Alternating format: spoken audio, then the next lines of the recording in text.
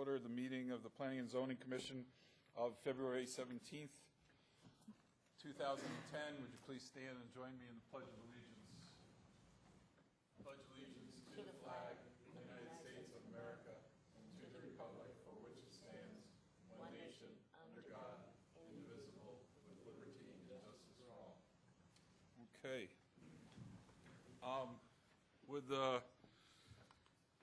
Secretary of the Commission show that 6 out of the 7 commissioners are present? Vice Chairman Lax is absent. Can I have a motion to approve the minutes of the January 20th meeting, please? So moved. I have a motion from Commissioner Loretano and a second from Commissioner Williams. All those in favor say aye. Aye. All those opposed, the ayes have it. Public comment. Since there is no public here, we will take any public comment that anybody would like to make. However, there is no one here, so we will move on to the next thing. Any ex parte communications? Since we had no cases tonight, there probably are no ex parte communications, so we will dispense with that. New business. 7A is the presentation of the 2009 General Plan Progress Report, and Planning Manager Joe Schmitz will be presenting in lieu of Ms. Wilkin.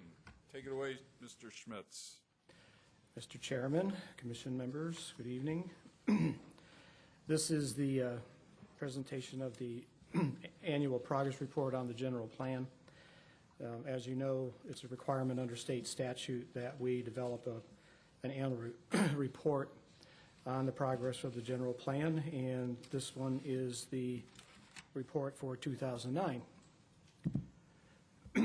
You will recall that the general plan was adopted in 2003. The process was overseen by 21 member committee. It was and was ratified by the voters in November of 2003 and won an AZPA award for Best Comprehensive Plan that shortly thereafter. The members of the committee are listed here, include some of our illustrious Planning and Zoning Commission members and city councilman, mayor. Moving on to current conditions. Actually, this then and now. Population in 2003 was 33,500. There was about 12,000 units.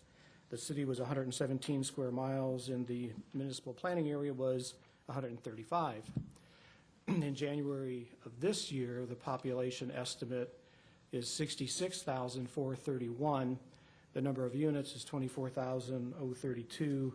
The city size is 190 square miles, and the municipal planning area has increased to 246.6. That's a 98% increase in population, 100% increase in units, and a 62% increase in city size. That's not right. It should be, I don't know, it shows up 83% on my slide, but we'll worry about that later. Oh, there it is. That's why I skipped it. 83% in the planning area. I want to talk a little bit about the population estimate, though, because recently that's gotten a little bit of discussion, and I need to explain a little bit about it. Basically, we do an estimate. Well, each year, MAG puts out an estimate for the July 1st of the prior year. It usually is developed, say, for example, in 2008, it's developed after the end of July, and it goes through a review and a vetting process, and then it's accepted by the regional council usually in December of that year, and then is released to us in December, January. So the official estimate through MAG is always kind of 6 months behind or kind of delayed. And so in the intervening months, we generate a population estimate, particularly when growth was as rapid as it's been, and people were interested in how things were going. And so our July 1st, 2009 city estimate was about 62,554, and then when MAG put their estimate out, they came up with a few persons less, about 600 people less, and about 33 dwelling units less. And I think it's interesting to understand exactly how the estimate is generated. You basically take the number of dwelling units, you apply an occupancy rate or a vacancy rate, it's one or the other, and then you multiply it times the persons per unit, and that'll give you the population in households, and then you add that to the number of people in group quarters, of which we have quite a few, particularly up on Perryville Road, and you get a total population figure from that. The January 1st, 2010 estimate shows 24,032 dwelling units, which is 1,500 higher than the number of dwelling units that were in our previous estimate and MAG's previous estimate, because we found units that were not reported. And it was a problem. We did some auditing, and we discovered there were some units that were not being coded, either not being coded properly into the system, or they were not being picked up by the report software that we use to generate the numbers. And basically what happens is MAG doesn't have anything magical about how they do the estimates. Projections are another story. Estimates are pretty straightforward. They take the number of units completed, and then they subtract units demolished. They apply the vacancy rate. They apply persons per household, and they generate an estimate. So all we do in the meantime is, in the intervening months, is add the completed units and subtract the demolished units, and then adjust the estimate. So, but the big difference is the fact that, excuse me, there were underreported units that we found, and we have subsequently reported it to MAG. But the other thing is that they use a historic vacancy rate, and the vacancy rate in 2005 was 7.8%, or the occupancy rate was 92.2%, and flip it. And, realistically, a number of the units that were added in Goodyear were multifamily units, and we know without a certain number, a certain current number, but we know that they have been having difficulties in filling their units. So the revised estimate that I've got up there of 62,220 reflects the same dwelling unit count, but it has a 10% vacancy rate for single family and even higher vacancy rates for new multifamily. So the bottom line is that our population could potentially be 66,400 now based on the number of dwelling units, but recognizing the occupancy rate is probably lower than it was in 2005, it probably would produce a number more in the range of the 62,000 that's listed up there. So what we plan to do is, in our report, is better explain and footnote that number that's in there right now, because the 66,431 is in there, and we've had people comment on it that it's probably not realistic given the current economic conditions. Any questions on that point that I could entertain? Questions? I have a couple. Okay. Okay. When you said we coded units wrong, is that you count or you submit to MAG when a certificate of occupancy is basically produced? Is that how we theoretically code the correct units? Yeah, Mr. Chairman, basically what we do is we report completed units. And therein lies some of the problem, is that on single family units, they don't issue certificates of occupancy. They do inspection completions. Okay. And we weren't getting consistent closing out of those permits. They weren't being closed out in a consistent manner. And we've been trying to look at our system to maybe set it up so that they have to close it. It forces the inspector to close it out in a certain way. I don't think we've been able to do that, so we've tried just through training saying, you've got to close it out this way. And we're going to go back in and double check to make sure it's happening properly. The second problem is we were pulling data on completed inspections and they do issue certificate of occupancies for multifamily. So then the report software that we used wasn't picking up the certificate of occupancies because it wasn't looking for certificates of occupancy, it was looking for completed inspections. So now, we've got that ironed out, we hope, and so now the numbers will be reported more accurately. The 1,500 units that you see there obviously did not occur in the 6 months between July of 2009 and January of 2010. We had about 338 completions in that 6-month period, so the balance of that number would roll back into the prior year or two. That would go back to 2005, aggregated over 4 or 5 years. Yeah, mostly 7 and 8, but potentially all the way back to 5. I think there was like 247 single-family homes, 1,100 multifamily, and the multifamily were later or more recently, in the more recent past. So those would roll back into probably 2007 and 8, and then some of that 247 would roll back even back to 2005. Okay. Census, upcoming census, our official number for the state is 48,000, which is a result of the 2005 special census. Is that correct?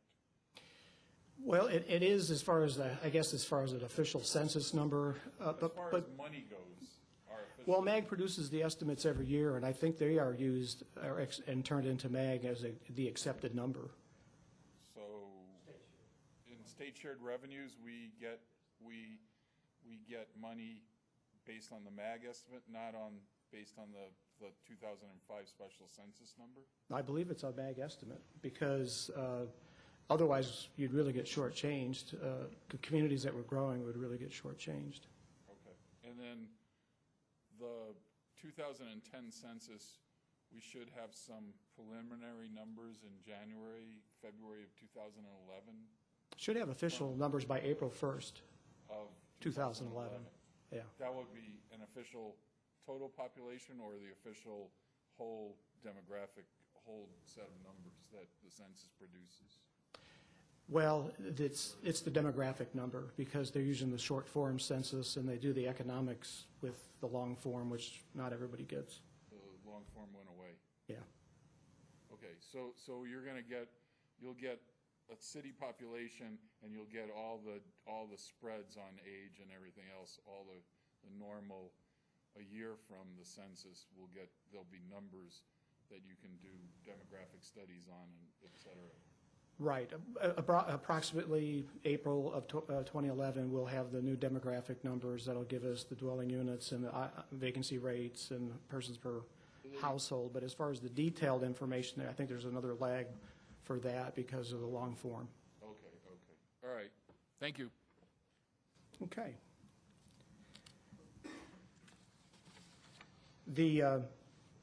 As you recall, the report is organized in a manner that includes showing the near-term implementation program.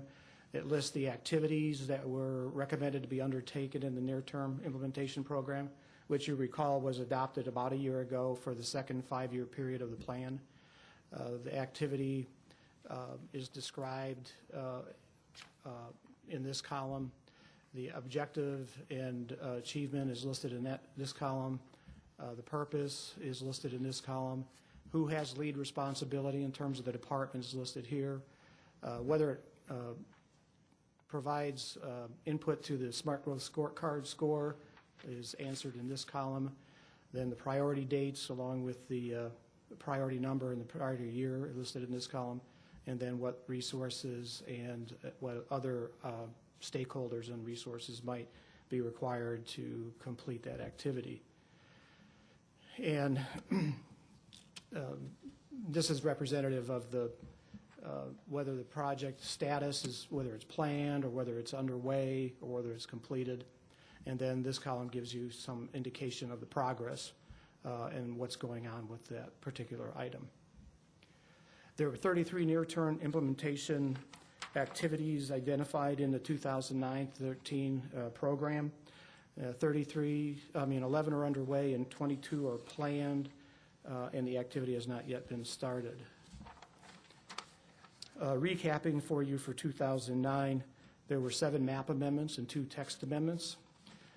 This year, the approved amendments actually decreased the number of units in build-out by 2,182, and that translated into a reduction in population at build-out of a little over 5,600 people.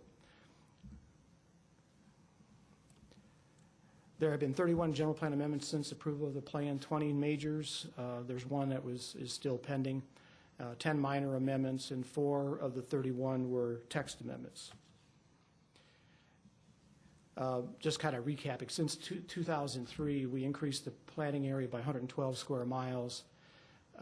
Then this is primarily the Sonoran Valley MPA addition, and then there's a couple other ones listed there. The dwelling units went up from 145.3 in 2003 to 253.7 at build-out, and added potential residents went from 389.5 to 625.575.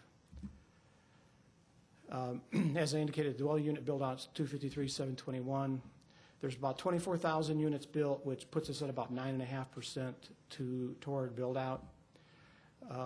There's another 158,000 units that have been entitled through zoning, and 11,600 units that have been final platted but not yet constructed, which is an interesting statistic from the standpoint that when recovery really takes off, we are really well positioned to take advantage of that because of prior entitlements and lotting. And there's an additional 35,000 units under zoning review.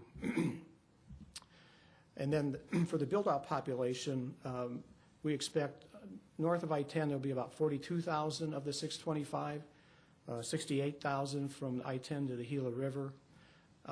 293,000 will be from the Gila River to Patterson, and then in the Sonoran Valley an additional 221. And that's something that I'm not sure everybody fully grasps is the distribution, and I'll touch on that again in a second. This is potentially how the build-out could go.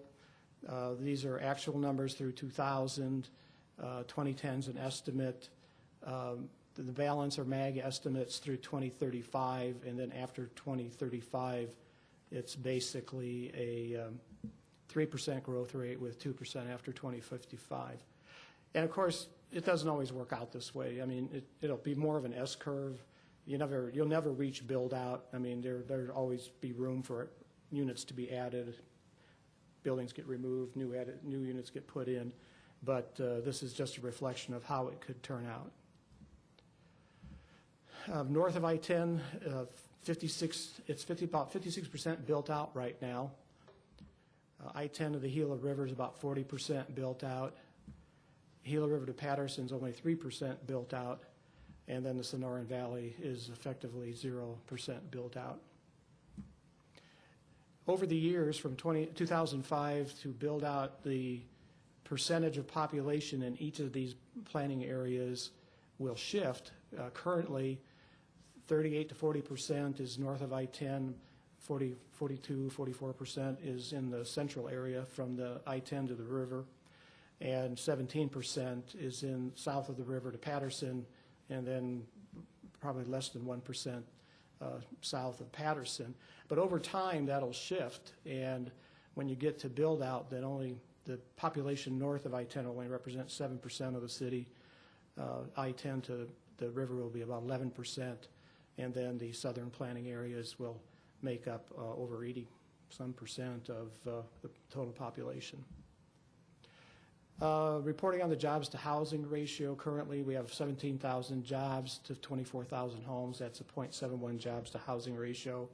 The general plan has a goal of 0.67 to 0.89, so fortunately we're kind of in the ballpark because generally speaking, you'll get a lot of residential first and not many jobs, so we're relatively balanced. The jobs to housing ratio at build out was 1.06 before the GPAs were approved in 2009 and 1.08 after. And that's primarily due to the drop in population. We only had one annexation in 2009. It was only 1.3 acres, but we have processed 27 annexations since the general plan was adopted and added 46,000 acres to the city limits. We had 7 PADs approved in 2009. ranging in size from 7 or 8 acres to the Estrella Region 3, which was over 2,000 acres. We also note in the report that we have undertaken a variety of other planning efforts that don't always reflect in the number of cases that we process. We've been preparing for the 2010 census, finding those dwelling units, making sure they're reported, and making sure that the list that the census will use to send out questionnaires was really important. We worked really hard to get those as accurate as possible. We're currently administering the CDBG and home program projects again. In fact, Katie's at the CDAC meeting tonight presenting our projects that we have submitted for the upcoming funding cycle. So that's why she's out defending our projects and hopefully garnering awards. We did a lot of work on the city center site plan and building design. We were involved in the Hidden Valley Framework Study, which made it through the MAG Regional Council late last year. We continue to work on the Sonoran Valley Rural Development Standards. And we also have been involved as a cooperating agency in the Sonoran Solar Energy Project Environmental Impact Statement. That is involving a solar thermal energy power plant that is located in the southern portion of Goodyear, north of the National Monument and west of our municipal planning area. It's actually in the city of Buckeye on BLM land, but because of potential impacts, we were invited to be a cooperating agency. Have been reviewing the EIS. We've also been continuing to work on the Sonoran Valley Parkway EIS. That is our project where we're trying to get the environmental clearance for that project for the road to Mobile. We did the major GPA for the circulation element, which was relatively recent and should be fresh in your memory. We've also been involved in a user fee study. There's an effort, a citywide effort for attempting to get full cost recovery for services that are used by specific individuals and that don't necessarily have general benefit. And so that is working its way through the review and public review process. And then we've been doing the zoning ordinance update, chapters of which you have seen and been presented to you. We take the progress report and we put it online and make it available, and land use maps are also available on the city website and at our counter, and we are available for anyone that has questions. I appreciate your indulgence in listening to this and hope you find it informative, and be happy to answer any questions.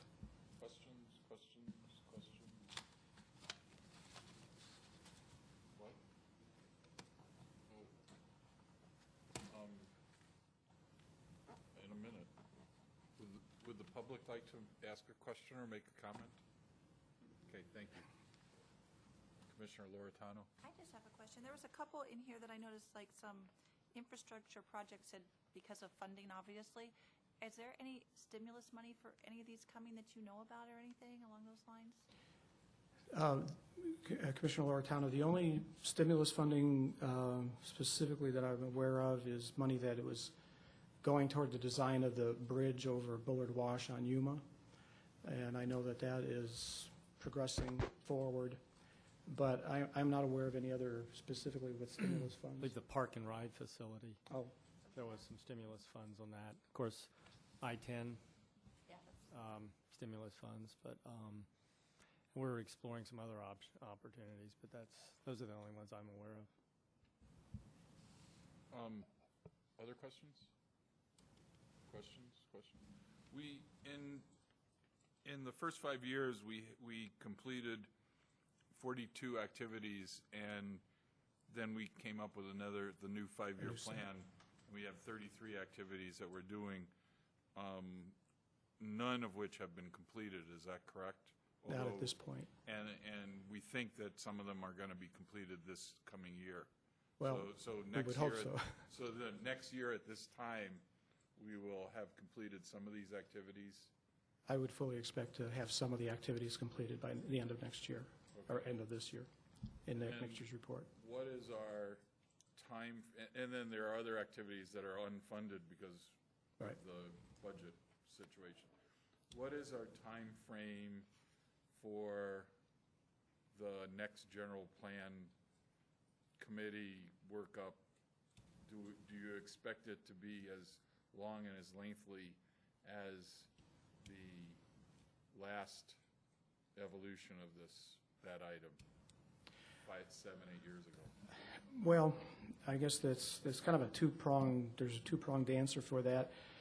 I think that the general plan work that was done well, and so we have that as a document to build off of. I think the only thing that is going to be somewhat of a challenge is developing the additional elements that we have to add to the plan. There's approximately 9 or 10 additional elements that we were not required to have in 2003 based on population, which we are required to have now because we're over 50,000 population.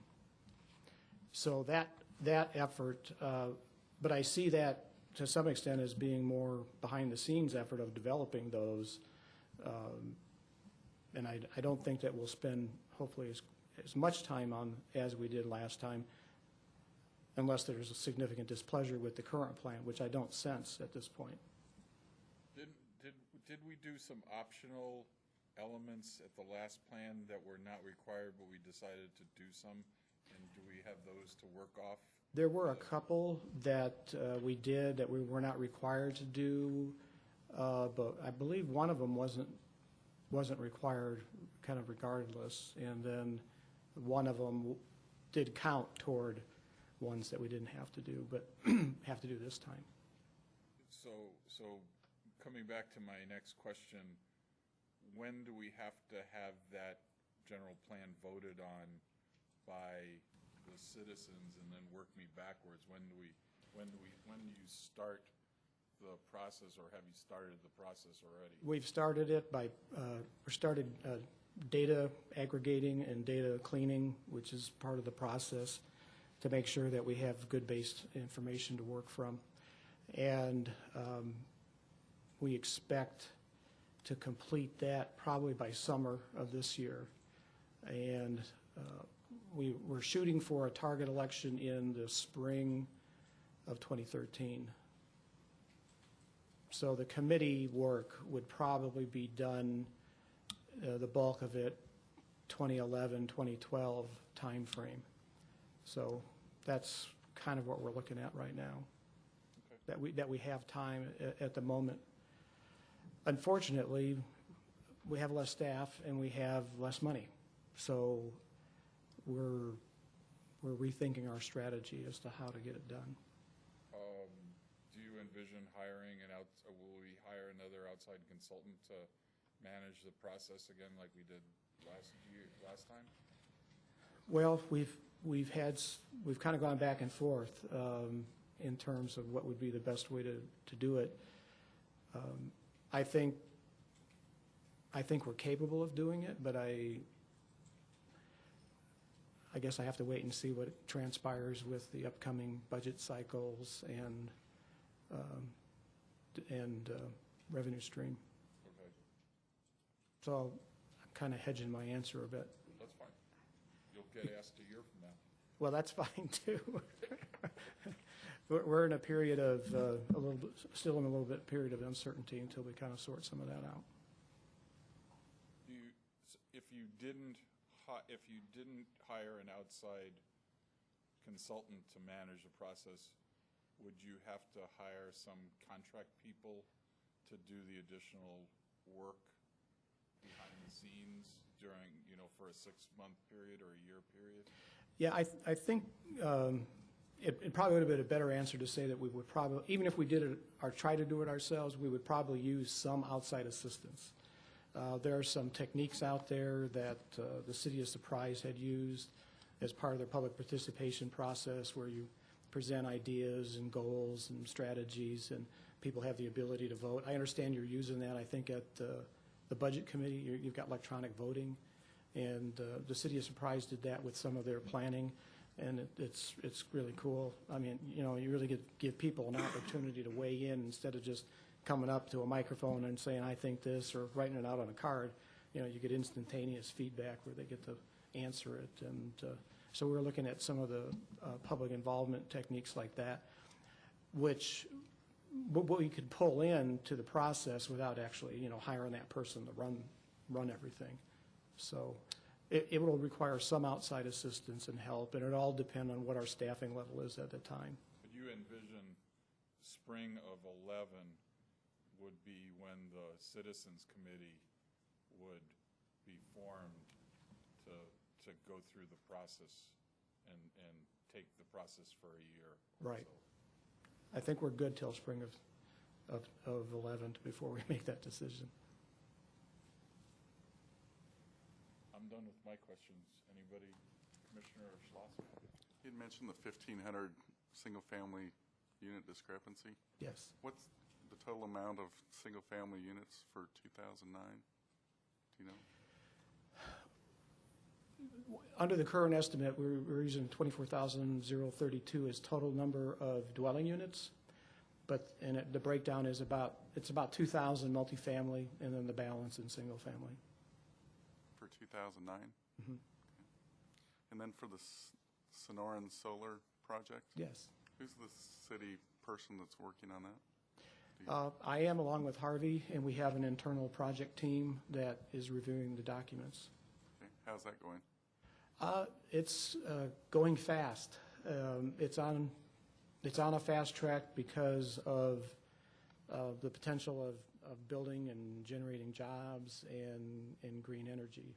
So it is moving quite quickly along through the process. Okay. I All right, expect to have a draft EIS out, I think, in sometime in March, April, which is pretty quick. We wish we could get our draft EIS through the BLM that quickly, but. Okay. All right. Thank you. Other questions? Other questions? Okay, thank you very much. Can I get a motion that we accept this report and forward it to the city council? So moved. I have a motion from Commissioner Miller and a second from Commissioner Schlosser. All those in favor say aye. Aye. Ayes have it, 6-0. Thank you very much. Staff communications. Mr. Chairman, members of the commission, we have, I believe there's 3 items on council February 22nd you might be of interest of is the QT, the Quick Trip proposals before the council that evening. Then we have the Golf Village rezoning. It's generated a lot of interest with the homeowners, lots of interest. And then another rezoning, I think it's Estrella 73, I believe. So there's 3 items. Have you had another meeting on the Gulf Village Yes, since the last city council meeting? Yes, we had at the previous city council meeting. It was sent to them, and they, after hearing testimony and listening to the developer and citizens, they asked that the developer schedule another citizen meeting in Estrella. So they had a meeting down at Star Point. I believe it was last Monday. I believe, I can't recall, last Monday evening, and I think around 50-some people attended that meeting. And the results have been summarized. In fact, they're on the website, and they're also part of the COAC, or the staff report for the council. They, I believe, if it's not available, it's probably available now, I believe. Packets available, so you could go view that. So even based on... Summarize, I mean, was there any meeting of the minds, or are we going to wimp out again and postpone it one more time? The homeowners continue to be concerned about the 2-family or duplex units, excuse my term, and affecting their property values. And they're also, to some degree, concerned about aesthetics. And so, and two-story units is their other issue. So the developer has continued to, what he did offer them was for any citizen at the meeting to sign up to provide for review and comment of the design when it gets to that point. So he did offer that. But I don't think the design is the real issue. It's the duplex and two-story issue and how it affects their property values. So I think it will be, there will be a lot of public comment at the meeting Monday. Can't wait to go Monday night. Any other comments? Seeing no other comments and the public doesn't want to speak, we are adjourned.